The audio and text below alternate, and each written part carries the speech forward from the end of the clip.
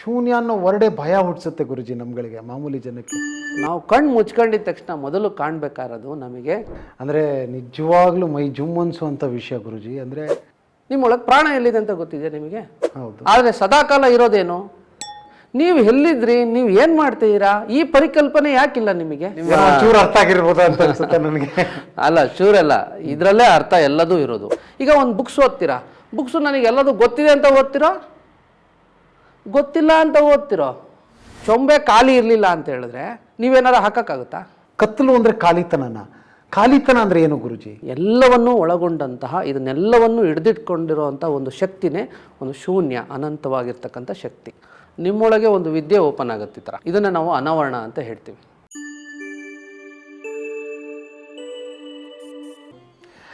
ಎಲ್ರಿಗೂ ನಮಸ್ಕಾರ.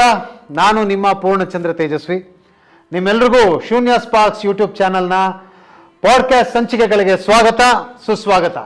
ಇವತ್ತು ನಮ್ಮ ಜೊತೆ ಈ ಶೂನ್ಯ ಫೌಂಡೇಶನ್ನ ಫೌಂಡರ್ ಆದಂಥ, ಗುರುಗಳಾದಂಥ ಶ್ರೀ ಹರಿಜಿ ಅವರು ನಮ್ಮ ಜೊತೆ ಇವತ್ತಿದ್ದಾರೆ ಈ ಸಂಚಿಕೆಯಲ್ಲಿ. ಹರಿಜಿ, ನಿಮಗೆ ಈ ಒಂದು ಸಂಚಿಕೆಗೆ ಸ್ವಾಗತ, ಸುಸ್ವಾಗತ.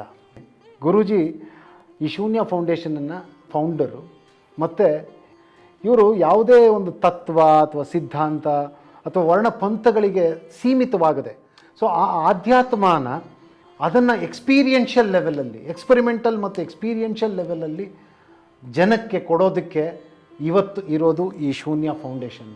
ಸೊ ಅದರ ಗುರುಗಳು ಶ್ರೀ ಹರಿಜಿ ನಮ್ಮ ಜೊತೆ ಇದ್ದಾರೆ. ಹರಿಜಿ, ಮತ್ತೆ ನಿಮಗೆ ಈ ಒಂದು ಎಪಿಸೋಡ್ಗೆ ಸ್ವಾಗತ. ಸೊ ಮೊದಲು ನನ್ನದೊಂದು ಸುಮಾರು ಪ್ರಶ್ನೆಗಳಲ್ಲಿ ಫಸ್ಟ್ ಮೂಲ ಪ್ರಶ್ನೆ ಇರೋದು ಗುರುಜಿ, ಶೂನ್ಯ ಅಂದರೆ ಶೂನ್ಯ ಫೌಂಡೇಶನ್ ಅಂತ ಕೇಳಿದ ತಕ್ಷಣ ಏನಿದು, ಎಲ್ಲೋ ಒಂದು ಕಡೆ ಶೂನ್ಯ ಅನ್ನೋ ವರ್ಡೇ ಭಯ ಹುಟ್ಟಿಸುತ್ತೆ ಗುರುಜಿ ನಮ್ಗಳಿಗೆ, ಮಾಮೂಲಿ ಜನಕ್ಕೆ. ಎಲ್ಲೋ ಒಂದು ಕಡೆ ಝೀರೋ, ಅಯ್ಯಯ್ಯೋ ನಾನು ಝೀರೋ ಆಗ್ಬಿಟ್ನಾ, ನನ್ನ ಜೇಬ್ ಖಾಲಿ ಆಗ್ಬಿಡ್ತಾ, ನಾನು ಎಲ್ಲ ಕಳ್ಕೊಂಬಿಟ್ನಾ ಜೀವನದಲ್ಲಿ ಅಂತ ಅನ್ಸೋಕ್ಕೆ ಶುರು ಆಗುತ್ತೆ. ಸೊ ಆ ಶೂನ್ಯ ಅನ್ನೋದು ನೀವು ಹೇಗೆ ನೋಡ್ತೀರಾ? ಆ ಶೂನ್ಯ ಅಂದರೆ ಏನು ಗುರುಜಿ, ನಿಜವಾಗ್ಲೂ ಹೇಳಿ. ಮೊದಲಿಗೆ ಶೂನ್ಯ ಅಂತ ಹೇಳಿದ್ರೆ ಏನಂದರೆ, ಈಗ ಜಗತ್ತಲ್ಲಿ ಅಸ್ತಿತ್ವ ಇರೋ ಅಂಥದ್ದು, ಅಸ್ತಿತ್ವ ಇಲ್ಲದಿರೋ ಅಂಥದ್ದು ಎರಡಿದೆ. ಅಸ್ತಿತ್ವ ಅಂದರೆ ಏನು ಅಂತ ಹೇಳಿದ್ರೆ, ನಾವು ನಮ್ಮದು ಈಗ ನಾವು ಏನು ಕಂಡುಕೊಂಡಿದ್ದೀವಿ ಜೀವನ, ಇದೆಲ್ಲವೂ ಕೂಡ ಅಸ್ತಿತ್ವದ ಕಡೆ ಪ್ರಚೋದನೆ ಮಾಡುತ್ತೆ. ಇನ್ನೊಂದು ಅಸ್ತಿತ್ವ ಇಲ್ಲದಿರೋ ಅಂಥದ್ದು, ಯಾವುದು ನಮಗೆ ಕಣ್ಣಿಗೆ ಕಾಣ್ದಿಲ್ದಿರೋ ಅಂಥದ್ದು ಅಸ್ತಿತ್ವನೇ, ಅವಕ್ಕೆ ನಾವು ಹುಡುಕ್ಬೇಕು ಅವನ್ನ, ಆ ಥರದಂತಹದ್ದು ಒಂದು ಶಕ್ತಿಗಳು.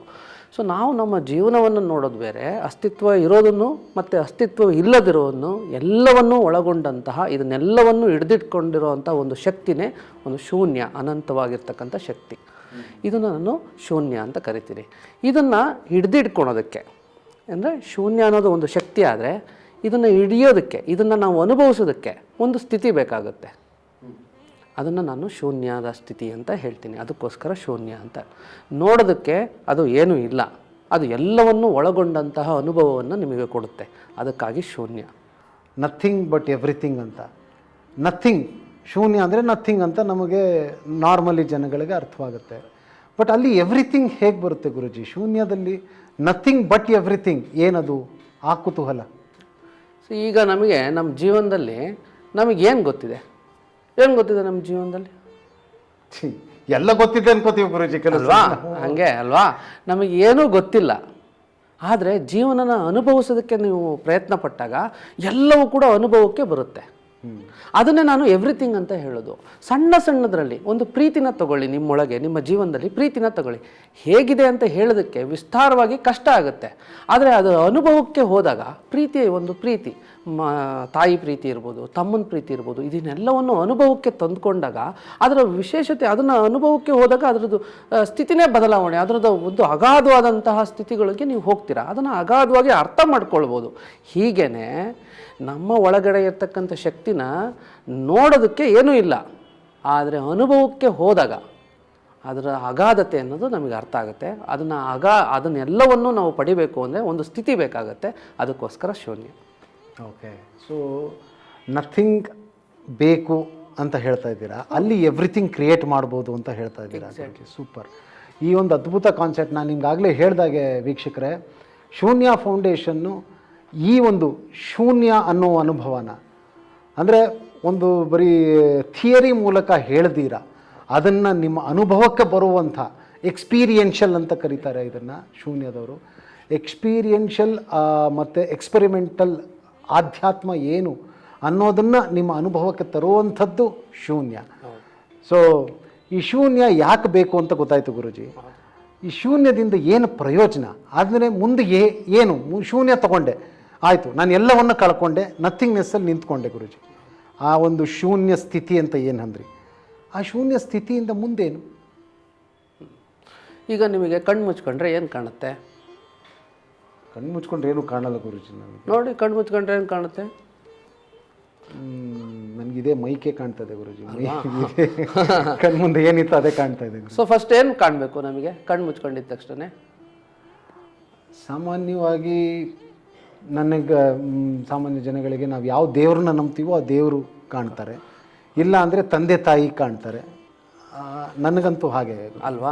ಸೊ ಮೊದಲಿಗೆ ಒಬ್ಬ ಮನುಷ್ಯನ ಸ್ಥಿತಿ ಸ್ಥಿರವಾಗಿದೆ ಅಂತ ಹೇಳಿದ ತಕ್ಷಣ ನಿಮಗಿರ್ಬೋದು, ಆದರೆ ಮನುಷ್ಯನ ಸ್ಥಿತಿ ಸ್ಥಿರ ಅಂತ ಅಂದಿದ ತಕ್ಷಣ ಮೊದಲು ಕಣ್ಣು ಮುಚ್ಕೊಂಡಿದ್ದ ತಕ್ಷಣ ಕತ್ತಲು ಕಾಣಬೇಕು. ಹಾಂ, ಕರೆಕ್ಟಾ? ಹೌದು. ಆಮೇಲೆ ನಿಮ್ಮ ತಂದೆನೋ ತಾಯಿನೋ ಇನ್ಯಾರ್ಯಾರೋ ಕಾಣಬೇಕು. ಮೊದಲು ನಾವು ಕತ್ತಲನ್ನು ಅಡ್ರೆಸ್ಸೇ ಮಾಡ್ತಿಲ್ಲ. ಅಂದರೆ ನಮ್ಮೊಳಗಿರ್ತಕ್ಕಂತಹ ಒಂದಿಷ್ಟು ಕತ್ತಲಿನ ಒಂದು ಏನು ಸ್ಪೇಸ್ ಇದೆ ನಮ್ಮ ಹೃದಯದಲ್ಲಿರ್ಬೋದು, ನಮ್ಮ ಜೀವನದಲ್ಲಿರ್ಬೋದು, ಈ ಥರ ಲಿಮಿಟೇಷನ್ಸ್ಗಳಿದೆ. ಅಂದರೆ ಸಣ್ಣ ಸಣ್ಣ ಮೂಲೆಗಳಲ್ಲಿ ಇರ್ತಕ್ಕಂಥ ಕ್ಲಾರಿಟಿ ಇಲ್ದಿರೋವಂಥ ಜಾಗಗಳಿದೆ.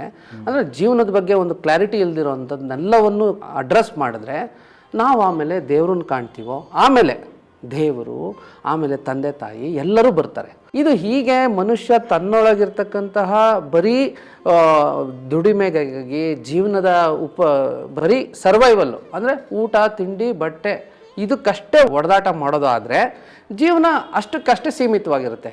ಇದಕ್ಕೆ ಮನಸ್ಸು ಬೇಕಾಗಿಲ್ಲ. ಕರೆಕ್ಟಾಗಿ ಹೇಗೆ ದುಡಿಬೇಕು ಅನ್ನೋದೊಂದು ಟೆಕ್ನಿಕಲಾಗಿ ತಿಳ್ಕೊಬಿಟ್ರೆ ದಿನ ಅದನ್ನೇ ಮಾಡ್ತಿರ್ಬೋದು, ಅದೇ ನಡೀತಾ ಇದೆ.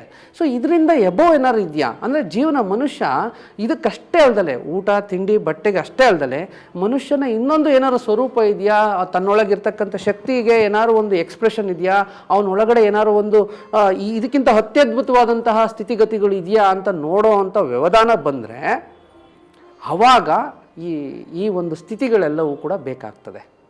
ಸೊ ಅದಕ್ಕೋಸ್ಕರ ಈ ಮೊದಲು ನಾವು ಕಣ್ಣು ಮುಚ್ಕೊಂಡಿದ್ದ ತಕ್ಷಣ ಮೊದಲು ಕಾಣಬೇಕಾಗಿರೋದು ನಮಗೆ ಕತ್ತಲು ಅಂತ ಹೇಳಿದ್ರೆ ಅದು ನಮಗೆ ಸಾಮಾನ್ಯವಾಗಿ ಇರೋವಂತಹ ಒಂದಿಷ್ಟು ಸ್ಥಿತಿ. ಅದು ಆ ಕತ್ತಲಲ್ಲಿ ನಾವು ನಿಲ್ಲಬೇಕಲ್ಲಿ. ಅಲ್ಲಿ ನಿಂತರೆ ಮಾತ್ರ ನಮಗೆ ಬೆಳಕು ಕಾಣುತ್ತೆ. ಬಿಟ್ಟರೆ ನಾವು ಕತ್ತಲನ್ನು ಬಿಡ್ತೀವಿ.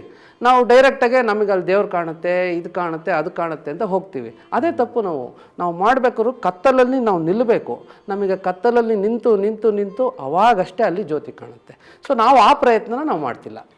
Wow wow wow wow, super. ಅಂದರೆ ನಿಜವಾಗ್ಲೂ ಮೈ ಜುಮ್ ಅನ್ಸುವಂಥ ವಿಷಯ ಗುರುಜಿ. ಅಂದರೆ ಕಣ್ಣು ಮುಚ್ಕೊಂಡಿದ್ದ ತಕ್ಷಣ ನಾವು ಏನನ್ನೋ ಹುಡ್ಕಕ್ಕೆ ಹೋಗ್ಬಿಡ್ತೀವಿ. ದೇವ್ರು ಕಾಣ್ತಾನ, ತಂದೆ ತಾಯಿ ಕಾಣ್ತಾರ, ಇನ್ನೊಂದು ಅಂತ. ನೀವು ಹೇಳ್ತಿರೋದು ಕತ್ಲೆ ಆ್ಯಕ್ಚುಲಿ ಇರುತ್ತೆ, ಬಟ್ ನಾವು ಅದನ್ನು ಗಮನಿಸಲ್ಲ ಅಂತ. ಅಂದರೆ ಕಣ್ಣು ಮುಚ್ಕೊಂಡಿದ್ದ ತಕ್ಷಣ ಬಹುಶಃ ನೀವೆಲ್ಲ ಕಣ್ಣು ಮುಚ್ಕೊಂಡು ನೋಡಿ ಒಂದ್ಸಲಿ ಗೊತ್ತಾಗುತ್ತೆ ನಿಮಗೂ. ಕಣ್ಣು ಮುಚ್ಕೊಂಡಿದ್ದ ತಕ್ಷಣ ಕತ್ಲೆ, ಬಟ್ ಆ ಕತ್ಲೆ ಗೊತ್ತಿಲ್ಲ ನಮಗೆ, ಕತ್ಲೆ ಕಾಣುತ್ತೆ ಅಂತ ಹೇಳಕ್ಕೆ ಸಾಧ್ಯ ಇಲ್ಲ. ಆಮೇಲೆ ಇನ್ನೊಂದು ಏನು ಗೊತ್ತಾ ಗುರುಜಿ, ನಮಗೆ ಚಿಕ್ಕ ವಯಸ್ಸಿಂದ ನಮ್ಮ ಮನೆಯಲ್ಲಿ ಬೆಳೆಸಿರೋದು ಹೆಂಗೆ ಅಂದರೆ, ಕತ್ತಲ್ಲಿರ್ಬೇಡ ಕಣ ಅಂತ ಹೊಡಿತಿದ್ರು ಗುರುಜಿ. ಎಕ್ಸಾಕ್ಟ್ಲಿ. ಯಾಕೆ ಬೆಳಕಲ್ಲಿರಬೇಕು, ಕತ್ಲಲ್ಲಿರ್ಬೇಡ ಅಂತ ಹೊಡಿತಿದ್ರು. ಅಂದರೆ ಈ ಕತ್ಲಲ್ಲಿ ಇರೋದೇ ತಪ್ಪು ಅನ್ನೋ ಒಂದು ಭಾವನೆ ಇದ್ದೀವಿ. ಆದರೆ ನೀವು ಹೇಳ್ತಿದ್ದೀರಾ ನಮ್ಮೊಳಗೂ ಕತ್ಲಿದೆ, ಕ್ಲಾರಿಟಿ ಇಲ್ಲದೆ ಇರೋ ಜಾಗಗಳಿದೆ, ಅದನ್ನು ಹುಡ್ಕೋಬೇಕು ಅಂತ. ತುಂಬ ಇಂಟ್ರೆಸ್ಟಿಂಗ್ ಅನ್ನಿಸ್ತಿದೆ ಗುರುಜಿ. ಇದ್ರ ಬಗ್ಗೆ ಇನ್ನೊಂದು ಚೂರು ವಿಸ್ತಾರವಾಗಿ ಹೇಳ್ಬೋದಾ ಗುರುಜಿ? ನೋಡಿ, ನಮಗೆ ಜೀವನದಲ್ಲಿ ಮೊದಲಿಗೆ ಸಾಮಾನ್ಯವಾಗಿ ನಾವು ಎಲ್ಲಿರಬೇಕು ಅಂತಲೇ ನಮಗೆ ಗೊತ್ತಿಲ್ಲ. ಸಾಮಾನ್ಯವಾಗಿ ನಮಗೆ ಎಲ್ಲಿರಬೇಕು ಅಂತಲೇ ಗೊತ್ತಿಲ್ಲ. ನಾವು ಚಿಕ್ಕದ್ರಲ್ಲಿದ್ದಾಗ ಅಪ್ಪಾಜಿ ಅಮ್ಮನ ಇಟ್ಕೊತೀವಿ. ಕರೆಕ್ಟ್. ಸ್ವಲ್ಪ ಬೆಳೆದಾದ್ಮೇಲೆ ಓದೋದ ಕಡೆ ಗಮನ ಹರಿಸ್ತೀವಿ. ಆಮೇಲೆ ಓದಿನ ಬಗ್ಗೆ ಇರುತ್ತೆ. ಆಮೇಲೆ ಇನ್ನೇನೋ ಮದುವೆ ಆಗುತ್ತೆ. ಆಮೇಲೆ ಇನ್ನೇನು ಮಕ್ಕಳು, ಮತ್ತು ಕೊನೆಗೆ ನಾವು ದುಡಿಮೆ, ಹಂಗೆ ಹಿಂಗೆ. ಇಷ್ಟು ಜನ ಮಧ್ಯದಲ್ಲಿ ನಿಮ್ಮನ್ನು ನೀವು ನೋಡ್ಕೊಂಡ್ರಿ, ಎಲ್ಲಿ ನೋಡ್ಕೊಂಡ್ರಿ? ನಿಮ್ಮನ್ನು ನೀವು ಎಲ್ಲಿ ಇಟ್ಕೊಂಡ್ರಿ? ಎಲ್ಲರನ್ನೂ ತಲೆ ಒಳಗೆ ಇಟ್ಕೊಂಡ್ರಿ. ನಿಮಗೆ ನೀವು ಎಲ್ಲಿದ್ರಿ? ನಿಮಗೆ ಈ ದೇಹದಲ್ಲಿ ನಿಮ್ಮದು ಆದಮೇಲೆ ನೀವು ಎಲ್ಲಿದ್ರಿ? ನೀವು ಏನು ಮಾಡ್ತೀರಾ? ಈ ಪರಿಕಲ್ಪನೆ ಯಾಕಿಲ್ಲ ನಿಮಗೆ? ಈಗ ನಾವು ಬೇರೆ ಬದುಕ್ತಾ ಇದ್ದೀವಿ, ಜೀವನ ಹೋಗ್ತಾನೆ ಇರುತ್ತೆ ಈ ಥರ. ಆದರೆ ಇದ್ರ ಮಧ್ಯದಲ್ಲಿ ನೀವು ಎಲ್ಲರನ್ನೂ ತಲೆ ಒಳಗಿಟ್ಕೊಂಡು ನೀವು ಎಲ್ಲರಿಗೂ ಬದುಕುವಂಥ ಒಂದು ಮನೋಧರ್ಮ ಇದ್ದವರು ನೀವು ನಿಮಗೋಸ್ಕರ ಏನು ಮಾಡಿದ್ರಿ ಅಂತ ಕೇಳ್ಕೊಂಡ್ರೆ ನೀವು ಅಲ್ಲಿ ನೋಡ್ಕೊಂಡೇ ಇರೋದಿಲ್ವಲ್ಲ. ನಿಮಗೆ ನೀವು ಯಾರು, ನೀವು ಇದನ್ನೆಲ್ಲ ಯಾಕೆ ಮಾಡಬೇಕು ಬಿಡಿ, ಅದು ಇನ್ನೊಂಥರ ಪ್ರಶ್ನೆ. ನೀವು ಫಸ್ಟ್ ಆಫ್ ಆಲ್ ಏನಕ್ಕಿದ್ದೀರಾ, ಇದನ್ನೆಲ್ಲ ಯಾಕೆ ನಾವು ಮಾಡಬೇಕು ಅನ್ನೋದು ಇನ್ನೊಂದು ಪ್ರಶ್ನೆ. ಆದರೆ ಮೊದಲಿಗೆ ನಮ್ಮೊಳಗೆ ನಾವು ಎಲ್ಲಿದ್ದೀವಿ ಅಂತಲೇ ನಾವು ಗೊತ್ತಿಲ್ಲ, ಎಲ್ಲರನ್ನೂ ನಾವು ಹಿಡ್ಕೊತಾ ಇದ್ದೀವಿ. ಆದರೆ ನಾವು ಎಲ್ಲಿರಬೇಕು. ಈಗ ನೋಡಿ, ಸ್ವಲ್ಪ ಅಪ್ಪ ಅಮ್ಮ ಸ್ವಲ್ಪ ಬೇಜಾರು ಮಾಡಿದ್ರೆ ಈ ಕಡೆ ಹೆಂಡ್ತಿನ ತಲೆ ಒಳಗೆ ಹಿಡ್ಕೊಂಡು ಮೆರೆಸ್ತೀವಿ, ಹೆಂಡ್ತಿನೂ ಬೇಜಾರು ಮಾಡಿದ್ರೆ ಇನ್ನೊಬ್ರು ಬರ್ತಾರೆ. ಸೊ ಹೀಗೆ ಫ್ರೆಂಡ್ಸ್ಗಳನ್ನ ಮೆರೆಸ್ತೀವಿ. ಈ ಫ್ರೆಂಡ್ಸ್ಗಳು ಬೇಜಾರು ಮಾಡಿದ್ರೆ ಇಲ್ಲ ಲೋಕಲಲ್ಲಿ ಬಾರಿಗೋ ಇದಕ್ಕೋ ಎಲ್ಲಿಗೋ ಹೋಗಿ ಕುತ್ಕೊಂಡ್ಬಿಡ್ತೀವಿ. ಆದರೆ ಹೀಗೆ ನಾವು ಯಾರ್ಯಾರು ನಮ್ಮನ್ನು ಮೇಲಕ್ಕೆ ತರ್ತಾರೋ ಅವ್ರನ್ನಷ್ಟೇ ನಾವು ನೋಡ್ತೀವಿ. ಆದರೆ ನಮ್ಮೊಳಗಿರೋ ಅಂಥ ಅಪೂರ್ಣವಾದಂಥ ವ್ಯಕ್ತಿತ್ವ ಪೂರ್ಣಗೊಳ್ಳೋದಕ್ಕೆ ಬೇಕಾದಂಥ ಒಂದು ಸ್ಥಿತಿ ಇದೆಯಲ್ಲ, ಅದನ್ನು ನಾವು ಹುಡ್ಕೋದಕ್ಕೆ ಪ್ರಯತ್ನನೇ ಪಡೋದಿಲ್ಲ. ಸೊ ಅದಕ್ಕೋಸ್ಕರ ನಾವೇನು ಮಾಡಬೇಕಾಗತ್ತೆ, ಇದನ್ನು ಹುಡುಕುವಂಥದ್ದು ಮಾಡಬೇಕು. ನಮಗೆ ನಾವು ಯಾರು ಅಂತ ತಿಳ್ಕೊಬೇಕು, ನಮಗೆ ನಾವು ಎಲ್ಲಿರ್ತೀವಿ ಅಂತ ತಿಳ್ಕೊಬೇಕು, ನಾವು ಎಲ್ಲಿ ಇರಬೇಕು ಅನ್ನೋದು ತಿಳ್ಕೊಬೇಕು. ಅಲ್ಲ ರೀ, ನಾನು ನಿಮಗೆ ಬೇರೆ ಹೃದಯದಲ್ಲಿ ಯಾವ ಥರ ಇರಬೇಕು ಅನ್ನೋದು ನಾನು ಹೇಳ್ತಾ ಇಲ್ಲ. ನಿಮ್ಮ ಒಳಗಡೆ ನೀವು ಯಾತಕ್ಕೋಸ್ಕರ ಬದುಕ್ತಾ ಇದ್ದೀರಾ, ಎಲ್ಲಿರಬೇಕು, ನಿಮ್ಮನ್ನು ನೀವು ಹೆಂಗೆ ಪ್ರಿಯಾರಿಟೈಸ್ ಮಾಡ್ಕೋಬೇಕು ಅನ್ನೋದೇ ಇದರ ಮೂಲ ಉದ್ದೇಶ. ಇದನ್ನು ನಾವು ಕಲೀಲಿಲ್ಲ ಅಂತ ಹೇಳಿದಾಗ ನಿಮಗೆ 60 ವರ್ಷ ಆದಮೇಲೆ ನಿಮಗೆ ಅನಿಸುತ್ತೆ, ಅಯ್ಯೋ ಎಲ್ಲರಿಗೋಸ್ಕರ ಬದುಕಿದ್ನಲ್ಲ, ನನಗೋಸ್ಕರ ನಾನು ಬದುಕೇ ಇಲ್ವಲ್ಲ ಅಂತ ಅನಿಸುತ್ತೆ ನಿಮಗೆ. ಸೊ ಅದಕ್ಕೋಸ್ಕರ ಇದನ್ನು ಚಿಂತೆ ಮಾಡಬೇಕು. ಇದನ್ನೇ ನಾನು ಕತ್ತಲು ಅಂತ ಹೇಳೋದು. ವಾವ್, ಕತ್ತಲು ನಿಜ ಹೇಳ್ತೀನಿ ಗುರುಜಿ. ಅಂದರೆ ಕತ್ತಲು ಅನ್ನೋದ್ರ ಬಗ್ಗೆ ಆ ಒಂದು ನನಗಿದ್ದಂಥ ಒಂದು ಕನ್ಸೆಪ್ಷನ್ನೇ ಒಂದು ಚೇಂಜ್ ಆಗೋಯ್ತು ಇವತ್ತು. ಬಹುಶಃ ನಿಮಗೂ ಎಲ್ಲ ಹೀಗೆ ಆಗಿರ್ಬೋದು. ಕತ್ತಲನ್ನ ನಾವು ಯಾವತ್ತೂ ಕೆಟ್ಟದ್ದು, ಕತ್ತಲ್ಲಿರಬಾರ್ದು ಅಂತ ನೋಡ್ತೀವಿ. ಆದರೆ ಗುರುಜಿ ಇವತ್ತು ಹೇಳಿದ್ದು ಒಂದು ಜ್ಞಾನ ನನ್ನ ಕಣ್ ತೆರೆಸಿದ್ದೇನು ಅಂದರೆ, ನಾವು ಕತ್ತಲಲ್ಲಿ ನಮ್ಮನ್ನು ನಾವು ಹುಡ್ಕೋಬೇಕು, ನಮ್ಮ ಜೊತೆಗೆ ನಾವು ಯಾವತ್ತೂ ಕಳೆಯೋದೇ ಇಲ್ಲ, ಬೇರೆಯವ್ರಿಗೋಸ್ಕರನೇ ಬದುಕ್ತೀವಿ ಅಂತ.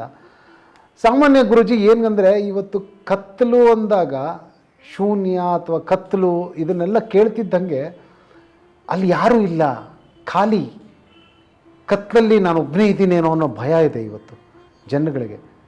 ಅಯ್ಯೋ ಖಾಲಿ ಆಗೋಯ್ತಾ ಎಲ್ಲ ಅಂತ ಅನ್ಸುತ್ತೆ. ಸೊ ನನ್ನ ಪ್ರಕಾರ ಖಾಲಿತನನ, ಕತ್ತಲು ಅಂದರೆ ಖಾಲಿತನ ಅಂದರೆ ಏನು ಗುರುಜಿ? ಈ ಖಾಲಿ ಆಗೋದು ಅಂದರೆ ಏನು? Very good question. ತುಂಬ ಈಗ ನೀವು ರೆಟ್ರೋಸ್ಪೆಕ್ಷನಿಗೆ ಬಂದ್ರಿ ಅಂತ ಕಾಣುತ್ತೆ. ಅಂದರೆ ಥ್ಯಾಂಕ್ ಯು. ನಿಮ್ಮ ಚೂರು ಅರ್ಥ ಆಗಿರ್ಬೋದು ಅಂತ ಅನ್ಸುತ್ತೆ ನನಗೆ. ಅಲ್ಲ, ಚೂರಲ್ಲ, ಇದರಲ್ಲೇ ಅರ್ಥ ಎಲ್ಲದೂ ಇರೋದು. ಇದ್ರ ಆಸ್ಪಾಸ್ನಲ್ಲೇ ಓಡಾಡಿದಾಗ ನಿಮ್ಮೊಳಗೆ ಒಂದು ವಿದ್ಯೆ ಓಪನ್ ಆಗುತ್ತೆ. ಈ ಥರ ಸಡನ್ನಾಗಿ ನೀವು ಬೇರೆಯವರಿಗೆ ಒಂಥರ ಕಾಣಿಸೋಕ್ಕೆ ಸ್ಟಾರ್ಟ್ ಆಗ್ತೀರ. ಸೊ ಹೀಗೆ ಇದನ್ನು ನಾವು ಅನಾವರಣ ಅಂತ ಹೇಳ್ತೀವಿ, ರೈಟ್? ಸೊ ನಾವು ಈಗ ಕತ್ತಲಿನಲ್ಲಿ ಅಂದರೆ ಭಯ. ಹೌದು, ಜನಗಳಿಗೆ ಭಯ. ಆದರೆ ನಿಮ್ಮೊಳಗೆ ಈಗ ಮಾತಾಡ್ತಾನೆ ನೀವು ಒಂದು ಸ್ವಲ್ಪ ಆಧ್ಯಾತ್ಮದ ಒಳಗಡೆ ಬಿದ್ದ್ರಿ, ಆ ವಿಷಯ ಓಪನ್ ಆಯಿತು ಅಂತ ಅಷ್ಟೇ. ಅದನ್ನೇ ಅನಾವರಣ ಅಂತ ನಾವು ಹೇಳ್ತೀವಿ. ಓಕೆ. ಸೊ ಇದು ಹೀಗೆ ಹಲವಾರು ವಿಚಾರಗಳಲ್ಲಿ ಹೀಗೆ ನಿಮ್ಮನ್ನು ನೀವು ಅನ್ವೇಷಣೆ ಮಾಡ್ತಾ ಹೋದಾಗ ಅಥವಾ ನಿಮ್ಮ ಒಳಗೆ ನೀವು ಹೋಗ್ತಾ ಹೋದಾಗ ನಿಮಗೆ ಹಲವಾರು ವಿಚಾರಗಳು ದೊರೆಯುತ್ತೆ. ನಿಮಗೆ ಗೊತ್ತಿಲ್ಲದಿರೋದು ನಿಮ್ಮ ಬಾಯಿಗೆ ಬಂದ್ಬಿಡುತ್ತೆ, ನಿಮ್ಮ ತಲೆಗೆ ಬಂದ್ಬಿಡುತ್ತೆ. ಸೂಪರ್. ಸೊ ಹೀಗೆ ಇದನ್ನು ಅನಾವರಣ ಅಂತ ಹೇಳ್ತೀವಿ. ಈಗ ಅತ್ಯದ್ಭುತವಾಗಿರ್ತಕ್ಕಂಥ ಶಕ್ತಿನೂ ಕೂಡ ಹೀಗೆ ಇದು ಅನಾವರಣ ಆಗೋದು ನಮ್ಮೊಳಗೆ. ಆವಾಗ ನಮಗೆ ಕತ್ತಲಿದ್ದಿದ್ದು ಬೆಳಕಿನ ಕಡೆ ಬಂದಂಗೆ. ಸೊ ಕತ್ತಲು ಅಂದರೆ ಒಂದು ರೀತಿಯಾದಂತಹ ನಮಗೆ ಅಪರ್ಚುನಿಟಿ ಅಂತ ಅರ್ಥ. ಬೆಳಕು ಅಂದರೆ ಈಗ ಭೂಮಂಡಲದಲ್ಲಿ ಈ ಸೂರ್ಯನ ಆಚೆ ಹೋಗಿದ ತಕ್ಷಣವೇ ಒಂದು ಕಾಸ್ಮಾಸಿಕ್ಸ್ ಅರೇಂಜ್ಮೆಂಟ್ಸ್ ಏನಿದೆ, ಈ ಸೂರ್ಯ ಅನ್ನೋದು ಒಂದು ಸೆಲೆಕ್ಟಿವ್ ಅಷ್ಟೇ, ಒಂದು ಕಡೆ ನಿಂತಿರ್ತಾನೆ ಅವನು. ಇದು ಬಿಟ್ಟರೆ ನಿಮಗೆ ಜಗತ್ತಲ್ಲಿರೋದೆಲ್ಲ ಏನು? ಕತ್ತಲೆ. ಸೂರ್ಯ ಹಾಗೆ ಹೀಗೆ ಬಂದು ಹೋಗ್ತಾ ಇರ್ತಾನೆ, ಮೊಮೆಂಟಮ್ ಕ್ರಿಯೇಟ್. ಇದನ್ನು ಬಿಟ್ಟರೆ ನಿಮಗೆ ಅನಂತದಲ್ಲಿ ಬಹುಶಃ ಇರೋದೆಲ್ಲ ಕತ್ತಲೆ. ಅಂದರೆ ಕತ್ತಲನ್ನು ನೀವು ಅಡ್ರೆಸ್ ಮಾಡಿದ್ರೆ, ಅಂದರೆ ಕತ್ತಲಲ್ಲಿ ನಿಂತರೆ ಬೆಳಕಿನ ಕಡೆ ಹೋಗಬೇಕು ಅನ್ನೋದು ನಿಮ್ಮೊಳಗೆ ಬರುತ್ತೆ. ನಿಮ್ಮೊಳಗೆ ಅದು ಸೃಷ್ಟಿಯಾಗಲಿಲ್ಲ ಅಂದರೆ ಜ್ಞಾನವೇ ಬರೋದಿಲ್ಲ. ಅಂದರೆ ಸಾಮಾನ್ಯ ನಮ್ಮಂಥ ಮನುಷ್ಯರಿಗೆ ಕತ್ಲು ಅಂದರೆ ಈಗ ಎಲ್ಲ ಇದೆ ಗುರುಜಿ. ಇಲ್ಲಿ ನಮ್ಮ ಮೈಕ್ ಇದೆ, ಇದಿದೆ, ಎಲ್ಲವೂ ದೀಪ ಇದೆ. ಒಂದ್ಸಲಿ ದೀಪ ಆರಿದ ತಕ್ಷಣ ಕತ್ಲಾಗತ್ತೆ. ಕತ್ಲಾದಾಗ ಇದೆಲ್ಲ ಇದ್ದೆ ಅಂತ ಗೊತ್ತಿದೆ ಗುರುಜಿ, ಆದರೂ ಎಲ್ಲೋ ಒಂದು ಕಡೆ ಒಂದು ಖಾಲಿತನ ಫೀಲ್ ಆಗುತ್ತೆ. ಸೊ ಆ ಖಾಲಿತನ ಅಂದರೆ ಖಾಲಿತನ ಅಲ್ಲ ಅಂತ ಹೇಳ್ತಿದ್ದೀರಾ. ಸೊ ಖಾಲಿತನ ಅಂದರೆ ಏನು ಅನ್ನೋದು ನನ್ನ ಕ್ಯೂರಿಯಾಸಿಟಿ. ಈಗ ನೋಡಿ, ನಿಮಗೆ ದೀಪ ಆರಿದ್ರೆ ಖಾಲಿತನ ಅಂತ ಅನಿಸುತ್ತೆ. ಹೌದು. ಈಗ ದೀಪದಲ್ಲಿ ಎಣ್ಣೆ ಎಷ್ಟಿದೆ, ಅದೆಷ್ಟು ಹಾಕ್ತಿರ್ತೀರಾ ಅಷ್ಟೇ ಉರಿಯೋದು. ಹೌದು. ಅದ್ರ ನಿಜ ಸ್ವರೂಪ ಏನು ಅಂದರೆ ಅದು ಎಲ್ಲಿವರೆಗೂ ಎಣ್ಣೆ ಇರುತ್ತೆ ಅಲ್ಲಿವರೆಗೂ ಉರಿಯುತ್ತೆ, ಆಮೇಲೆ ಆರೋಗುತ್ತೆ. ಅದು ಅಂದರೆ ನಿಜ ಸ್ವರೂಪ ಏನು ಗೊತ್ತಾಗಲಿಲ್ಲ ಗುರುಜಿ ನನಗೆ. ಈಗ ನಿಮಗೆ ಏನಾರು ಹಾಕಿದ್ರೆ ಮಾತ್ರ ಈ ಬೆಳಕು ಬರುತ್ತೆ. ಹೌದು. ಆದರೆ ಸದಾಕಾಲ ಇರೋದೇನು? ಕತ್ತಲು. ಅದೇ ಮತ್ತೆ ಸತ್ಯ. ಓಕೆ. ಮತ್ತೆ ನೀವು ಸತ್ಯವನ್ನ ತಿಳಿಬೇಕು ಅಂದ್ರೆ ಆ ಕತ್ತಲಲ್ಲಿ ನಿಲ್ಲಬೇಕು. ಆ ಕತ್ತಲು ನನಗೆ ಭಯ ಆಗ್ತಿದೆ ಅಂತ ಹೇಳಿ ಅದರಿಂದ ಆಚೆ ಹೋಗ್ಬೇಕು. ಸೊ ನೀವು ಮೊದಲು ಕತ್ತಲು ಅಂದ್ರೆ ಏನು ಕಾಣ್ತಿಲ್ದಾರ, ನಮ್ಮ ಕಣ್ಣಿಗೆ ಏನು ಕಾಣಲ್ಲ. ನಮಗೆ ಅಲ್ಲಿ ಒಬ್ಬರು ಕುತ್ಕೊಂಡಿದ್ದ ತಕ್ಷಣ ಭಯ ಗೊತ್ತಿಲ್ದಿರೋದಕ್ಕೆ ಭಯ. ಈ ಭಯ ಅಂತ ಬಂದಾಗ ತುಂಬ ಜನ ನಾವು ಏನೇನೋ ಸೆಟ್ ಮಾಡ್ಕೊಂಡಿದ್ದೀವಿ ಮೈಂಡಲ್ಲಿ. ಏನು ಅಂತ ಹೇಳಿದ್ರೆ ಅವ್ರು ಹೇಳಿದ್ದು ಇವ್ರು ಕೇಳಿದ್ದು ಕತೆ. ಸರಿ, ನಾನೊಂದು ಹೇಳ್ತೀನಿ ಕೇಳಿ. ದೆವ್ವ ಅಂದರೆ ಭಯ ನಮಗೆ ಸಾಕಷ್ಟು. ಬಹುತೇಕವಾಗಿ ಭಯ ಅಂತ ಬರೋದು ಸಾವು ಮತ್ತು ದೆವ್ವಗಳು ಅಂತ ಬರೋದು. ಮೊದಲಿಗೆ ದೆವ್ವ ಅಂತ ಇಟ್ಕೊಳ್ಳೋಣ. ಸರಿ, ನಿಮ್ಮೊಳಗೆ ಪ್ರಾಣಶಕ್ತಿ ಎಲ್ಲಿದೆ ಅಂತ ಗೊತ್ತಿದೆಯಾ? ನಿಮ್ಮೊಳಗೆ ಪ್ರಾಣ ಎಲ್ಲಿದೆ ಅಂತ ಗೊತ್ತಿದೆಯಾ ನಿಮಗೆ? ಪ್ರಾಣ ಅಂದ ತಕ್ಷಣ ಸಾಮಾನ್ಯ ನನ್ನಂಥವ್ರಿಗೆ ಹಿಂಗಂತೀವಿ ಗುರುಜಿ. ಹಿಂಗಂತೀರಾ? ಇಲ್ಲಿ ಪ್ರಾಣ ಇದೆ ಅಂತಾರ. ಅದು ನಾವು ಅಲ್ಲಿ ಎಲ್ಲಿದೆ ತೋರಿಸಿ ಅಂತ ಹೇಳ್ತೀವಿ. ಯಾರು ಗೊತ್ತು ಗುರುಜಿ ಅಲ್ವಾ? ಸೊ ಹೀಗೆ ಪ್ರಾಣ ಎಲ್ಲಿದೆ ಅಂತಲೇ ನಮಗೆ ಗೊತ್ತಿಲ್ಲ. ನಮ್ಮ ಹೃದಯದಲ್ಲಿದೆ. ದೇಹದಲ್ಲಿ ಎಲ್ಲಿ ಪ್ರಾಣ ಇದೆ ಅಂತ ಎಲ್ಲರೂ ಹೇಳ್ತಾರೆ. ಯಾರು ಕೇಳಿ ಗೊತ್ತಿದೆಯಾ ನಿಮಗೆ? ಗೊತ್ತಿಲ್ಲ ನಮಗೆ. ಹೃದಯ ನಿಂತೋದ್ರೆ, ಉಸಿರಾಟ ನಿಂತೋದ್ರೆ ಪ್ರಾಣ ಹೋಯ್ತು ಅಂತ ಅಷ್ಟೇ. ಆದರೆ ನಿಜವಾಗ್ಲೂ ನಾವೆಲ್ಲಿ ಪ್ರಾಣ ನೋಡಿದೀವ? ಪ್ರಾಣನೇ ನಮಗೆ ಎಲ್ಲಿದೆ ಅಂತ ಗೊತ್ತಿಲ್ಲ. ಆದರೆ ದೆವ್ವ ಮಾತ್ರ ನಮಗೆ ಗೊತ್ತು ಎಲ್ಲಿದೆ ಅಂತ. ದೆವ್ವ ಸಿನಿಮಾಗಳಲ್ಲಿ ನೋಡಿದೀವಲ್ಲ ಗುರುಜಿ, ಅಲ್ವಾ? ಸೊ ಹೀಗೆ ಗಾಳಿಲಿ ಓಡಾಡುತ್ತೆ, ಶಾಡೋನಲ್ಲಿ ಓಡಾಡುತ್ತೆ, ಇಂಥವೇ ಗೊತ್ತಿರೋ ದೆವ್ವ ಅಲ್ವಾ? ಸೊ ಹೀಗೆ ಇದರ ಅಪೂರ್ಣತೆ ನಮಗೆ ಜಾಸ್ತಿ. ನಮಗೆ ದೇಹದಲ್ಲಿ ಎಲ್ಲಿ ಪ್ರಾಣ ಇದೆ ಅಂತಲೇ ಗೊತ್ತಿಲ್ಲ. ಹೊರಗಡೆ ಇರೋವಂಥ ದೆವ್ವದ ಮೇಲೆ ನಮಗೆ ಬಹಳಷ್ಟು ನಂಬಿಕೆ. ಒಳಗಡೆ ಇರ್ತಕ್ಕಂಥ ಪ್ರಾಣದ ಮೇಲೆ ಅದರ ಸಂಪೂರ್ಣತೆನೇ ಇಲ್ದಲೇ ಹೊರಗಡೆ ಇರ್ತಕ್ಕಂಥ ದೆವ್ವ ಭೂತಗಳಿಗೆ ಹೆದರಿದ್ರೆ ಅದು ನಿಮ್ಮ ಮೌಢ್ಯ ಆಗುತ್ತಷ್ಟೇ. ಸೊ ಹೀಗೆ ನಾವು ನಮ್ಮೊಳಗಿರ್ತಕ್ಕಂಥ ಸಂಪೂರ್ಣತೆನ ಗ್ರಹಿಕೆ ಮಾಡಿಕೊಂಡ್ರೆ ಈ ಕತ್ತಲು ಅನ್ನೋದು ದೊಡ್ಡ ಬೆಳಕಿನ ಥರ ಆಗ್ಬೋದು. ಅಲ್ಲೊಂದು ಜಗತ್ತು ಇರ್ಬೋದು. ಇದರ ಕಲ್ಪನೆಗೆ ನಾವು ಹೋಗೇ ಇಲ್ಲ. ನಾವು ಯಾಕೆಂದರೆ ಭಯ ಅಂತ ಹೇಳ್ಬಿಟ್ಟು ಅದನ್ನು ತುಂಬ ದೂರ ಮಾಡಿ ಇಟ್ಬಿಟ್ಟಿದ್ದೀವಿ. ಅದನ್ನು ಸಾಕಾರ ಮಾಡೋದಕ್ಕೆ ಬಹಳಷ್ಟು ಜನ ಅದರ ಪೂರಕವಾಗಿ ವರ್ಕ್ ಮಾಡಿದ್ದಾರೆ. ಅದು ನಮ್ಮನ್ನು ಈ ಥರ ತಳ್ಳಿದೆ ಅಷ್ಟೇ. ಆದರೆ ನಿಮಗೆ ಕತ್ತಲು ಅಂದರೆ ಇನ್ನೊಂದು ಜಗತ್ತು ಅಂತ ನಿಮಗೆ ಗೊತ್ತಾದರೆ ನೀವು ಯಾವುದೇ ಕತ್ತಲಿಗೂ ಕೂಡ ಹೆದರೋದಿಲ್ಲ. ಈ ಕತ್ತಲಲ್ಲಿ ಜಗತ್ತು ಇದೆ ಅಂತ ಗೊತ್ತಾದರೆ ನಿಮಗೆ ಅಲ್ಲಲ್ಲಿ ಅದರ ಸಂಪೂರ್ಣತೆಗೆ ಹೋಗಿ ಎಲ್ಲವನ್ನು ನಿಂತು ಅನುಭವಕ್ಕೆ ತಗೊತೀರಾ. ಇಲ್ಲ ಅಂತ ಹೇಳಿದ್ರೆ ಹೊರಗಡೆ ನಿಂತ್ಕೊಂಡು ನಾವು ಎಲ್ಲದನ್ನು ಕನ್ಕ್ಲೂಷನ್ ಮಾಡ್ತೀವಿ ಅಷ್ಟೇ. ಅಂದರೆ ನಾವು ಎಲ್ಲವನ್ನು ಅದನ್ನು ಒಂದು ರೀತಿಯಾಗಿ ಅದನ್ನು ಏನು ಮಾಡ್ತೀವಿ, ವಿಚಾರಧಾರೆಗಳಲ್ಲಿ ಮುಳುಗಿಸ್ತೀವಿ. ಆದರೆ ಅದರ ಸಂಪೂರ್ಣತೆಗೆ ಹೋಗೋದಿಲ್ಲ.